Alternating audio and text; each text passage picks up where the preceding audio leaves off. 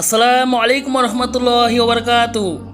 আজকে আমরা হজরত আবু বকর রাদিয়াল্লাহু তাআলা আনহু খলিফা হওয়ার পর তার জীবন সম্পর্কে আলোচনা করব। খলিফা হওয়ার পর দিনই আবু বকর রাদিয়াল্লাহু তাআলা আনহু কাপড়ের গাঠরি মাথায় নিয়ে বাজারের পথে রওনা হলেন। তিনি ছিলেন কাপড়ের ব্যবসায়ী, এতেই তার সংসার চলত। কিন্তু উম্মাহার প্রতি খিলাফতের দায়িত্ব পালনের যুক্তিতে উমর রাদিয়াল্লাহু তাআলা আনহু তাকে ব্যবসার ব্যাপারে নিরুৎসাহিত করলেন। তিনি তাকে আবু ওবাইদার কাছে নিয়ে গেলেন। বাইতুল মাল থেকে তার জন্য প্রতিদিন অর্ধেক ভেড়া ও বাৎসরিক 2000 দিনার বেতন নির্ধারণ করা হলো, এছাড়া শীতের ও গ্রীষ্মের কাপড়। পরবর্তীতে এ বেতন বাড়িয়ে দৈনিক একটি ভেড়া ও বাৎসরিক 3000 দিনার করা হলো। এটি তার প্রয়োজন ছিল।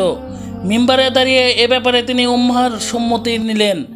তাদের খাবার ছিল রুটি, মাংস, আর তিনি ছিলেন অত্যন্ত অতিথিপরায়ণ। মৃত্যুর সময় তিনি যা রেখে গিয়েছিলেন তা হচ্ছে একটি দাস, একটি গামলা, একটি চাদর। তা তিনি পরবর্তী খলিফাকে ফিরিয়ে দিতে নির্দেশ দিয়েছিলেন।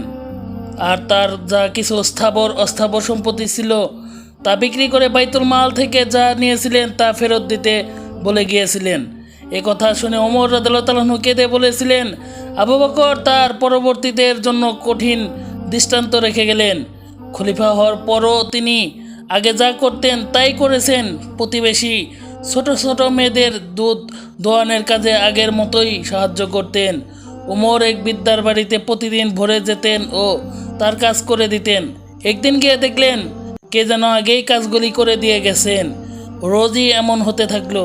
তারপর একদিন ওমর রাদিয়াল্লাহু তাআলা আনহু দেখতে পেলেন কাজ শেষ করে যিনি বেরিয়ে আসছেন তিনি হচ্ছেন আবু বকর রাদিয়াল্লাহু তাআলা আনহু।